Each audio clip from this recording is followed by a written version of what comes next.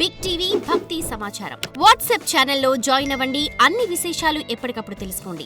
అందరికీ నమస్కారం. Welcome to big TV. ఇప్పుడు మనతో పాటు మాట్లాడడానికి ఆధ్యాత్మిక గురువులు, జ్యోతిష్య పండితులు బ్రహ్మశ్రీ కిరణ్ శర్మ గురుగారు మనతో పాటు ఉన్నారు. వారితో మాట్లాడతాం. నమస్కారం గురుగారు. అఖండ సమస్త సన్మంగళాని భవంతు. గురుగారు, ఇంట్లో ఎవరైనా చనిపోతే తలకొరివి పెట్టే వాళ్ళు ఖచ్చితంగా ఉంటారు. అది తండ్రి అయినా సరే, లేకపోతే కొడుకైనా సరే. అయితే తలకొరివి పెట్టిన వాళ్ళు పూజలు చేయొచ్చా? అంటే మామూలుగా తలకొరివి పెట్టిన తర్వాత 10-12 రోజులు ఊరి పొలి మీద దాటకూడదు అంటూ ఉంటారు. ఆ తర్వాత నుంచి వాళ్ళు ఏమైనా పూజలు చేయొచ్చు అంటారా? చేస్తే ఎప్పటి వరకు చేయాలి, ఎప్పటి వరకు చేయకూడదు? అంటే ఇది చాలామందికి సమాధానం దొరికిన ప్రశ్నే. సరే, మన టీవీ ప్రేక్షకుల కొరకు మళ్ళీ ఒకసారి దీని గురించి సమగ్ర వివరణ ఇచ్చే ప్రయత్నం చేస్తాను నేను. ముఖ్యంగా తల్లిదండ్రులకే తలకొరి పెడతారు మ్యాక్సిమం. కొంతమందికి అంటే పుత్రులు లేని వాళ్ళకి, కొంతమందికి పాపం ఆడవాళ్ళు కూడా తలకొరి పెడుతుంటారు, కొంతమందికి అనాథలుగా ఉన్నటువంటి వ్యక్తికి తలకొరి పెడుతుంటారు. ఇక్కడ మనం ముఖ్యాంశాలు చెప్పుకోవాల్సినవి, తలకొరి పెట్టినటువంటి వ్యక్తి 12 రోజుల వరకు కూడా ఎట్టి పరిస్థితుల్లో ఊరు దాటి పెట్టకూడదు. ఎందుకు అంటే ప్రేతకి ఒక రూపం, అంటే ప్రేత 12వ రోజు వరకు ప్రేత రూపమే, 11 రివర్స్ 11 రోజు వరకు ప్రేత రూపంలో ఉంటుంది ఆ యొక్క ఆత్మ. అంటే మళ్ళీ మన ఇంటికి రావడం, వెనక్కి వెళ్ళిపోవడం, శ్మశానానికి వెళ్ళడం, తన బాడీ గురించి వెతుక్కుంటూ ఉంటుంది. అది నేను I want to come back, నేను మళ్ళీ లేవాలి, నేను నా పిల్లల్ని కలుసుకోవాలి, నేను నా పిల్లల స్పర్శ కావాలి, ఇలా ఒక రకమైనటువంటి భావోద్వేగంతో ప్రేత రూపం అంటారు దాన్ని. 11వ రోజు వరకు ప్రేత రూపమే, ప్రేత అంటే దాని ఆత్మ అంటారు, ప్రేత ఆత్మ అంటారు దాన్ని. తర్వాత 12వ తర్వాత దానికి పితృలోకం అంటే పితృరూపం ఏర్పడుతుంది, అంటే పితృదేవతలుగా మారుతారు. సో కాబట్టి ఈ 12 రోజుల వరకు మనం చేసేటువంటి ఏ కర్మైనా సరే మనకు అనేక రకాల ప్రమాదాన్ని, అంటే బయటికి వెళ్ళినందువల్ల ఇబ్బందుల్ని కలిగిస్తుంది, దీక్ష భంగం అవుతుంది. కాబట్టి పొలిమేర దాటి వెళ్ళకూడదు అని చెప్తుంటారు స్పష్టంగా. కాబట్టి అటువంటి విషయాల్లో నిజంగానే యాక్చువల్గా మనకి చనిపోయిన తలకొరి పెట్టిన మొదలు పెడితే 12 రోజుల వరకు ప్రతిరోజు కార్యక్రమం ఉంటుంది. అంటే ఆ ప్రేతం యొక్క ప్రయాణానికి, అనేక రకాల నరకముల నుంచి విముక్తులు అవ్వడానికి. అందుకే మనకి ఈ యొక్క గరుడ పురాణంలో స్పష్టంగా చెప్పబడుతుంది అసలు ప్రేత రూపం ఎలా ఉంటుంది, ప్రేతం ఎలా వెళ్తుంది. అంగుష్ట ప్రమాణాలు ఉంటుంది ప్రేతం, ఇంతే, ఇంత రూపంలో ఉంటుంది ఆత్మ అనేది. ఈ అంగుష్ట ప్రమాణం ఉంటుంది ప్రేతాత్మ అంటే ఇంతే ఉంటుంది. ఉంటుందా? ఎస్ ఉంటుంది. దాని పరిశోధన చేస్తున్నారు, ఆ విషయం వేరే విషయం అనుకోండి.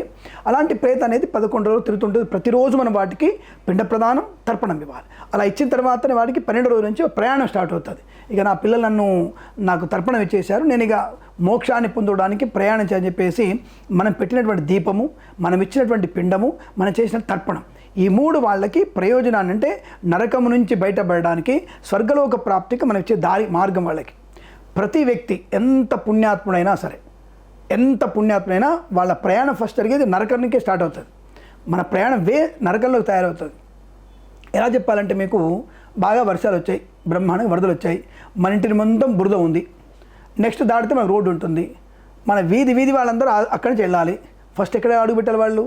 బురదలోనే. అదే అనమాట. సో మన జీవన ప్రమాణంలో ప్రతి మానవుడు, ప్రతి జీవి, ప్రతి మానవుడు, ఎవరైనా సరే, జీవి అయినా సరే ఫస్ట్ వెళ్ళేది నరకంలోకి వెళ్ళాలి. నరకంలోంచి నరకదారికి ప్రయాణం ఫస్ట్.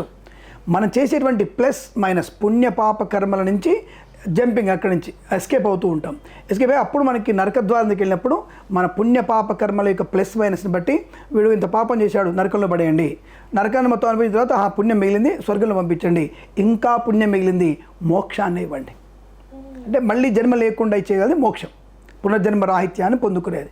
కాబట్టి తలకొరువు పెట్టిన వాళ్ళకి ముఖ్యంగా ఊరు దాటిపోవడం కారణం ఇదే. ఈ 11 రోజుల కర్మ చేయాలి కాబట్టి ఈ 11 రోజుల్లో వాళ్ళ ప్రయాణం ఉత్కృష్టంగా ఉంటుంది, చాలా భయంకరంగా ఉంటుంది ఆ ప్రయాణం. కాబట్టి వాళ్ళ ప్రయాణ సాఫీగా సాగడానికి ఈ ప్రేతం అనేది ఇబ్బంది పడకుండా, ప్రేత కొట్టుకుంటూ ఉంటుంది, అటువంటి బాధలు లేకుండానికి నేను నీకు విధేయుడిగా నీకు తర్పణం ఇస్తున్నాను, నీతో మరణం అయిపోయింది. ఒక రకంగా వాసోస్థానం అంటారు, వాసోదకం అంటారు. అంటే వస్త్రం తడిసి ఆ తడిన నీళ్ళని శిల మీద పోస్తారు. ఆ శిల మీద పోవడం అర్థం ఏంటంటే నీకు నాకు రుణం తీరిపోతుంది అని చెప్పడం. రుణం అంటే ఈ యొక్క మానవుడు రుణం తీరిపోతుందని చెప్పడం. ఆ చెప్పి దాన్ని అతన్ని అంటే ప్రశాంతంగా సంతోషంగా ప్రశాంతంగా పంపించడం. 12 రోజుల తర్వాత మనకి అతన్ని సంతోషంగా పితృకర్మలు చేస్తూ మోక్షాన్ని కలిగించాలి. అంటే నాన్న నీకు అమ్మ నాన్న నీకు ఎక్కువగా మోక్షం, మళ్ళీ జన్మ రావద్దు, నీకు మోక్షమే నీకు ప్రాప్తించాలని చెప్పేసి శ్రద్ధగా చేయగలిగే శ్రాద్ధం. కాబట్టి వాళ్ళని ఉద్ధరించడానికి, నరకంలో నుంచి వాళ్ళు బయటపడేసి స్వర్గలోక ప్రాప్తికి మనం చేసేటువంటి కర్మనే ఈ యొక్క తలకొరివి నిత్య కర్మ. 12వ రోజు కర్మ చేసిన తర్వాత మనం ఇప్పుడు ఆయనకి ప్రేత రూపం వచ్చేస్తుంది. ఇక ప్రతి మాసం చేసే కర్మలు మాసికాలు అంటారు, ప్రతి మాసం చేసే మాసికం అంటారు. ఏ రోజు చనిపోయారో ప్రతి మాసంలో ఆ తిథి రోజున వారి తర్పణం పిండ ప్రదానం. అంటే 13 మాసికాలు అవుతాయి.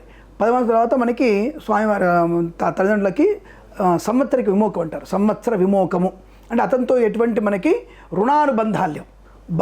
ఆత్మబంధం ఉంటుంది, దానివల్లనే పిండాలి పితృదేవతలకి తర్పణం పెట్టాలి. కానీ రుణానుబంధాలు ఏమిటని చెప్పేసి వాడిని సాగనంపటి ప్రయత్నం చేస్తే ఇది సంవత్సర విమోకం తర్వాత మనకి నిత్యం మనము యాగాలు యజ్ఞాలు దేవతార్చ అంటే మన తీర్థయాత్రలు చేయడానికి కొండలు ఎక్కడానికి అటువంటివి పనికి సరిపోతుంది. ఈ సంవత్సరం వరకు వీరు తీర్థయాత్ర చేయకూడదు. ఎవరు చేయకూడదు? తలకొరి పెట్టినటువంటి వ్యక్తి, ఆయన భార్య ప్లస్ ఆయన సోదరులు, అంటే చనిపోయిన వాళ్ళ కడుపులో పుట్టిన వాళ్ళు, ఈ పెద్దవాళ్ళందరికీ కూడా ఈ సంవత్సర విమోకం వరకు సంవత్సర దోషం ఉంటుంది, సూతకం ఉంటుంది. దోషం కాదు, సూతకం. ఈ సంవత్సర సూతకం వరకు వాళ్ళు యజ్ఞాలు యాగాలు తీర్థయాత్రలు వ్రతము ఏకాదశి ఉపవాసాలు ఈ మహాశివరాత్రి ఉపవాసాలు ఏవి చేయకూడదు. వీళ్ళ గోత్రనామాలతో ఎక్కడ పూజలు చేయించుకోకూడదు, ఎక్కడ చేయించకూడదు. అలాగే మరి నిత్య పూజలు చేయొద్దా? చాలామంది డౌట్, దీంట్లో దీపం పెట్టాలా వద్దా? మా పంతులు గారు వద్దన్నారు, మాది నెల్లూరు. అసలు గుడికి వెళ్ళొచ్చా వెళ్ళకూడదా, లేకపోతే దేవుని ధ్యానం చేసుకోవాలా చేసుకోవద్దా అనేది కూడా కొంతమంది మహిళలు అంటే చాలామందికి అడుగుతుంటారు, మహిళలు ధ్యానం చేయొచ్చా? మానసిక ధ్యానం ఎవరికైనా మంచిదే. మనసులో లోపలనేది దేవుడు, మనసులో శ్రీమన్నారాయణ ధ్యానం చేసుకోవచ్చు. నువ్వు అనుకున్నటువంటి భగవంతుడు ధ్యానం చేసుకోవడానికి ఎటువంటి ఇబ్బంది లేదు. కానీ ఆ మహిళలో ఉన్నప్పుడు నువ్వు అభిషేకాలు చేసుకుంటా, నేను మంచిగా సత్యనారాయణ సంవర్ధన చేసుకుంటా అని మాత్రం కుదరదు. అంటే బయటికి ఉచ్చారణ చేయకూడదు. ఎందుకు చేయకూడదు అంటే ఈ 11 రోజుల దీక్ష అనేది పితృదీక్ష, పితృ సంబంధమైనటువంటి కార్యక్రమాలు చేయాలి. నామస్మరణ, గరుడ పురాణం వినడము. మహిళలో భగవన్నాథుడు, గరుడ పురాణం విష్ణు పురాణమేగా. గరుడ పురాణం కూడా ఒక రకంగా విష్ణు స్మరణే. గరుత్మంతుడు చెప్పింది అది, వైనతేయుడు చేసినటువంటి పారాయణమే గరుత్మంతుడు చెప్పింది. ఈ విషయాలు మనకి వేరే చెప్పలే, గరుత్మంతుడు చెప్పాడు స్పష్టంగా. ఆయన ఇవి చేస్తే ఈ పాపం వస్తుంది, ఈ పాపానికి పాపం ఉంటుంది, శాపం ఉంటుంది, జాగ్రత్త. బంగారం దొంగతనం చేస్తే కుష్టి వ్యాధి వస్తుంది, తర్వాత ఏంది ₹1 బిళ్ళ దొంగతనం చేస్తే నీకు ఈ వ్యాధి వస్తుంది, నరకంలో పడతావు, కత్తుతో పొడుస్తారు. ఇలా అనేక రకాలైనటువంటి శిక్షలకి గరుడ స్పష్టంగా చెప్పబడింది. కాబట్టి మహిళలో పితృధ్యానం తప్ప భగవద్ధ్యానం పనికిరాదు. పురాణ ఇతిహాసాలు ఒకటి చెప్తుంటే వినడమే, నువ్వు చదవకూడదు. ఎంత నువ్వు పండితుడైనా, నేను కిరణ్ శర్మని, నాకు పురాణం వచ్చు, నేను చదువుకుంటాను, పనికిరాదు. అవతల ఒక నీకంటే తక్కువైనటువంటి వేడైనా సరే అంటే చెప్తున్నటువంటి విషయాన్ని వినడం వరకే, భగవంతుని యొక్క స్మరణ చేసుకోవడం అంటే అవతల వాళ్ళు చెప్తే వినడం వరకే తప్ప మహిళలో నువ్వు గట్టిగా భగవన్నామస్మరణ చేయకూడదు. పితృనామస్మరణ మాత్రమే చేయాలి. పితృదీక్షలో ఉన్నావు నువ్వు, ఒక దీక్ష ఉన్నప్పుడు ఇంకో దీక్ష ఎలా చేస్తావు? ఆల్రెడీ ఒక ఉద్యోగం చెప్పారు, అదే ఉద్యోగంలో అదే కంపెనీకి 2వ ఉద్యోగం ఇస్తాడు లేదు, 2 ఇచ్చినాను చేయగలుగుతావా? కాబట్టి ఒక బాధ్యత స్వీకరించగలుగుతాం. ఒక దీక్షలో ఉన్నప్పుడు ఇంకో దీక్ష పనికిరాదు. కాబట్టి మహిళలో ఇంకో దీక్ష ఉండదు. కాబట్టి పితృనామాన్ని స్మరణ చేసుకోవాలి. అలాగే మనకి దీపం ఎప్పుడు పెట్టాలి? 12వ తర్వాత 13వ రోజు ఇంట్లో ఏదైనా ఉదకశాంతి చేసి ఉదకశాంతి చేస్తారు. 13వ రోజు నుంచి ఇంట్లో నిత్య దీప ధూప నైవేద్యాలు ఉండాలి. ఇంట్లో తప్పకుండా ఇల్లు శుభ్రం చేసుకోవాలి, దేవుడి గదిని కడగాలి, దేవుడి పటాలు కడగాలి, దేవుడి విగ్రహాలు కడుక్కోవాలి, రోజు కడగాలి, రోజు అభిషేకం చేయాలి, రోజు బొట్లు పెట్టాలి, రోజు నైవేద్యం పెట్టాలి, ధూపము దీపం ఇవ్వాల్సిందే. అదేమిటండి అంటే ఇప్పుడు మా ఇంటికి ఎవరైనా వచ్చారు, ఒక అతిథి వచ్చాడు, మీరు వచ్చారు, తాగడానికి మంచినీళ్ళు కాఫీ టీ ఇస్తాంగా. మరి మామూలు జనాలే వస్తే నువ్వు వచ్చినప్పుడు ఉత్కృష్టమైనటువంటి స్థానమైనటువంటి భగవంతుడు పిలిచి ఆయన మూల కూర్చోబెట్టేటాను, ఆయనకి తిండి పెట్టకపోతేట. కాబట్టి ఆయనకి తప్పకుండా మనం ఉపచారాలు చెప్పకుండా చేయాల్సిందే. షోడశోపచారాలు ఉంటాయి, అవి చేయాల్సిందే. సంవత్సరం వరకు మాత్రం మీరు ఎక్కడికి బయటికి వెళ్ళకూడదు. రెండవది మీరు అడిగారు దేవాలయాలకు వెళ్ళవచ్చా? మన వీధిలో ఉన్నటువంటి దేవాలయం, మన ఊళ్ళో ఉన్న దేవాలయానికి వెళ్ళవచ్చు, దానికి ఎటువంటి ఇబ్బంది లేదు. మీకు ఎవరు వెళ్ళొద్దని చెప్పారు? మీకు షడ్గోపురం పెట్టుకోవచ్చా? హాయిగా పెట్టుకోవచ్చు. భగవంతుని ఆశీర్వాదం చెప్పదు ఓడొద్దంటాడు, షడ్గోపురం పెట్టుకోవచ్చు. తీర్థం తీసుకోవచ్చా? తీర్థము తీసుకోవచ్చు. పాదోదకం కదా, భగవంతుని కడిగిన పాదోదకం. ఇంట్లో దేవుడిని అభిషేకం చేసుకోమన్నా తీర్థం తీసుకోవట్లా? అది దేవాలయంలో దేవుడి తీర్థం. అది నీంట్లో ప్రసాదం పెడుతున్నావు, నైవేద్యం పెట్టట్లా, తినట్లా, నైవేద్యం పడేస్తున్నావా? మరి దేవుడి నైవేద్యమే, ఆ నైవేద్యం కూడా తినవచ్చు మనం. కాబట్టి ప్రసాదం తీసుకోవచ్చు, నువ్వు ఒక తీర్థం తీసుకోవచ్చు, షడ్గోపురం పెట్టుకోవచ్చు. దానికి ఎక్కడ కూడా ఎవరైనా ఇప్పుడు విన్న తర్వాత ఎవరైనా వచ్చేసిన ప్రశ్నకి ఎవరైనా పంతులు గారు వచ్చేసి తప్పు అని చెప్తే నేను శాస్త్రం చూపిస్తా, వారి శాస్త్రం చూపించమని చెప్పండి.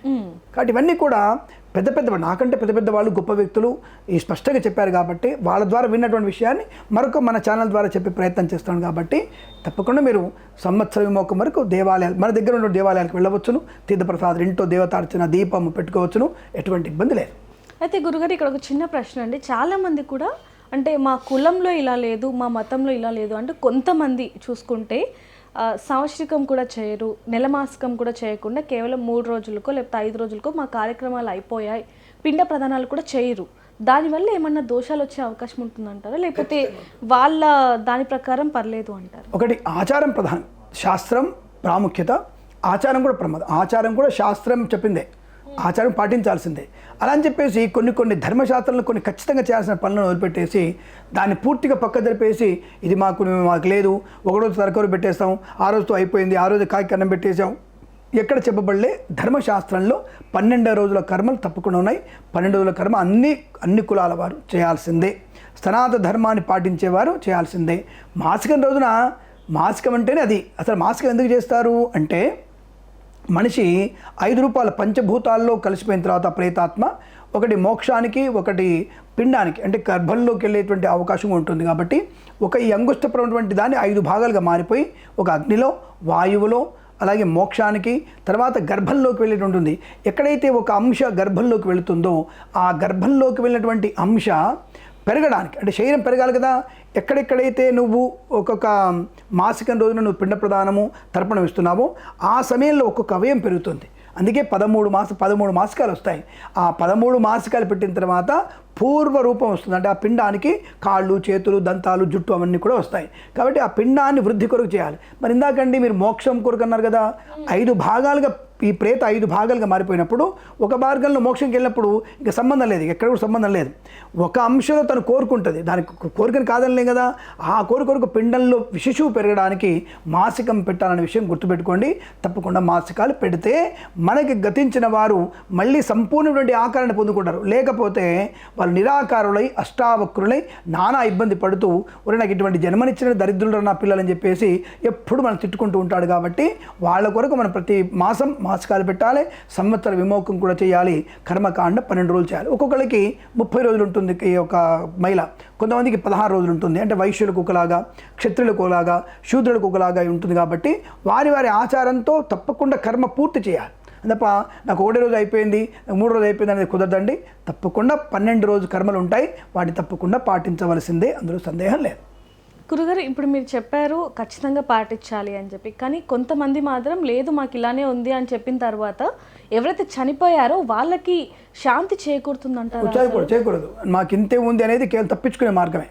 కేవలం డబ్బు విషయంలోనో ఇంకేదో విషయంలోనో తప్పించుకునే మార్గం తప్ప పెళ్ళాం మాట విని, మొగుడు మాట విని, తమ్ముడు మాట విని, ఇలాంటి వాళ్ళ మాటలు విని మీరు దాన్ని మార్చుకోండి తప్ప అది ఎక్కడ ఆచారంలో ఎక్కడ చెప్పలేదు. 12 రోజుల కర్మ తప్పకుండా చెప్పబడింది. అన్ని కులాల వారికి 12 రోజుల కర్మ కంపల్సరీ. చిన్న కర్మ, పెద్ద కర్మ అంతే తప్ప ఇంకోటి లేదు. కొంతమంది సంవత్సరాల లోపలలోనే ఇలా భాద్రపద మాసాలు వచ్చేస్తే ఆ పెద్దల్లో కలిపేసిన ఉంటారు. లేదు, ఎట్టి పెద్దల కలిపేది ఉండదు. సంవత్సర విమోకం ఏ రోజు, సపోజ్ ఈ రోజున భాద్రపద శుద్ధ విధి రోజు చనిపోతే మళ్ళీ భాద్రపద శుద్ధ విధి రోజే సంవత్సర విమోకం అవుతుంది. ప్రతి సంవత్సరంలో భాద్రపద శుద్ధ విధి రోజునే ఆబ్దికం పెట్టుకోవాల్సిందే. అందులో ఎటువంటి ఎక్స్క్యూజెస్ అనేవి ఎక్కడ ఉండవు. ఇవన్నీ తప్పకుండా పాటించాల్సిందే. ఎవరికి వాళ్ళు యమునా తీరే కలియుగంలో కలి ప్రభావం చేత అన్నీ కూడా హ్రస్వం అంటారు. వీటంటే పోతున్నాయి, అన్నీ కూడా ఆచార సంప్రదాయ వ్యవహారాలు పోతున్నాయి. ఇప్పుడు ఒక పని ఎలా చేయాలి అలాగే చేయాలి.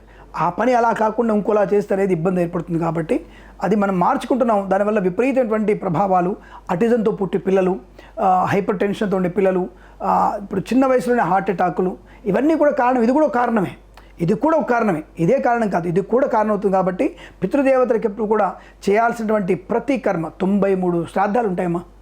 మనిషి జీవితంలో తల్లిదండ్రులు చనిపోతే చేయాల్సినవి 93 శ్రాద్ధాలు ఉంటాయి. 93 శ్రాద్ధాలు చేయాల్సిందే, ఖచ్చితంగా చేయాల్సిందే. చేస్తే నీకు పుణ్యం, నీకు పుణ్యామం దగ్గర నుంచి బయటపడతావు. ఆ 93 శ్రాద్ధాలు అంటే ఏమిటి? తద్దినాలు, తర్వాత మనకి ఈ మహాళయ పక్షులను చేసేటిది కారుణ్య శ్రాద్ధం అని, 12 రోజుల కర్మ అని, మాసికాలని, హూన్మాసికం అని, ఇలాంటివి చాలా 93 శ్రాద్ధాలు ఉంటాయి ప్రతి మనిషికి జీవితంలో. 93 శ్రాద్ధాలు తప్పకుండా. హిమాలయ శ్రాద్ధం అని, తీర్థ శ్రాద్ధం అని. ఇప్పుడు మనకి అయోధ్య, మధుర, మాయా, కాశీ, కాంచి, అవంతికాపురి ఇవన్నీ చోట్ల గైలో శ్రాద్ధం పెట్టాలి మనం. ఎవరు పెడుతున్నారు అంటే పెట్టేవాళ్ళు ధనులు అవుతున్నారు, పెట్టని వాళ్ళు ఇబ్బందులు అవుతున్నారు. అది పరమార్థం లేకుండా పోతుంది. వాళ్ళ తల్లిదండ్రులు అవస్థలు పడుతూనే ఉన్నారు, అది మాత్రం గ్యారంటీ. ఇబ్బంది అవుతుంది. 3 రోజులు కర్మ చేసి అయిపోయిందంటే మాత్రం పితృదేవతలు శోకంతో ఉంటారు, త్రిశంకు స్వర్గంలో ఉంటారు. అటు మోక్షానికి వెళ్ళరు, భూలోకం రారు, మధ్యలో ఉండిపోతారు. కాబట్టి వాళ్ళ పాపము, వాళ్ళ యొక్క బాధ మన మీద పూర్తిగా ఉంటుంది. ఎంత కోటి సంపాదించినా తినగలిగే యోగ్యత కోల్పోతాడు. ఎంత అందంగా ఉన్నా శారీరక సుఖం ఉండదు.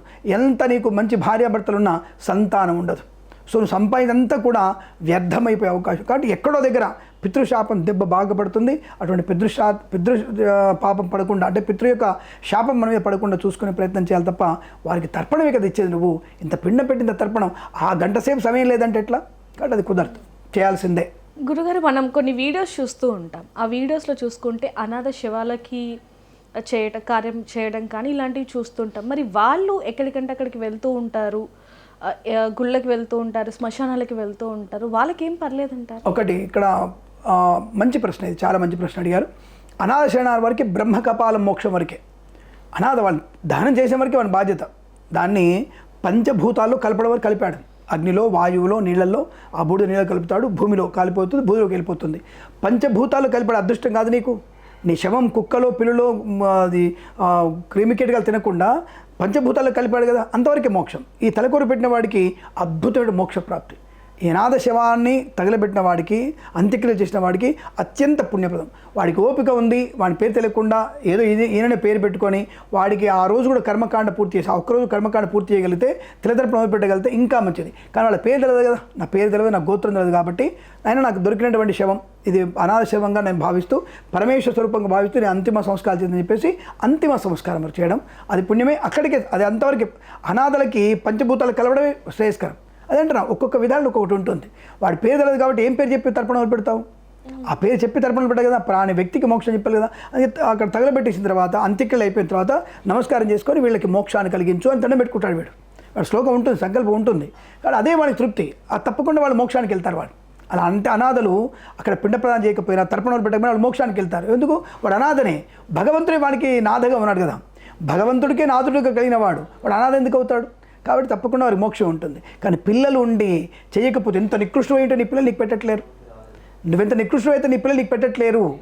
కాబట్టి మనం బతుకున్నంత వరకు మనం చేస్తే తదుపరి మన పిల్లలు చేయకపోయినా మనకు పుట్టి పడుతుంది. అందుకనే గయలో మనము స్వయం పిండం కూడా ఉంది. గయలో స్వయం పిండం పెట్టుకోవచ్చు. అంటే మనం కూడా చాలామంది పోయిన తర్వాత గోదానం వేయండి, భూదానం వేయండి, బంగారం ఉంటుంది. బతుకున్నప్పుడే ఇచ్చుకోండి రా అంట నేను. బతుకున్నప్పుడే మీరు సొంతంగా ఇచ్చుకోండి. నువ్వు ఇచ్చుకో, తర్వాత నీ భార్యకి నీ చేతిలో ఇప్పించు. అంటే ఎవరు బతుకుంటే వాళ్ళని దయటించుకుంటే నువ్వు చనిపోయిన తర్వాత దానం వేయాల్సిన అవసరం లేదు. ఇస్తారో ఎవరో తెలియని పరిస్థితి, ఇంకేం మారిపోతాయో. కాబట్టి బ్రతుకున్నంత వరకు సాధ్యమైనంత వరకు మన కర్మల్ని మనం పూర్తి చేసుకొని, దానాలు ధర్మాలు చేసుకొని, తదుపరి మనము మోక్షం ఎవడో ఒకరు తగలబెడితే సంతోషం, పెట్టకపోయినా సంతృప్తిగా ఉండే అవకాశం ఉంటుంది. థ్యాంక్ యూ గురుగారు. శుభమస్తు, అఖండ ఐశ్వర్యమస్తు. నమస్కారం. For more videos like this, subscribe Big TV channel.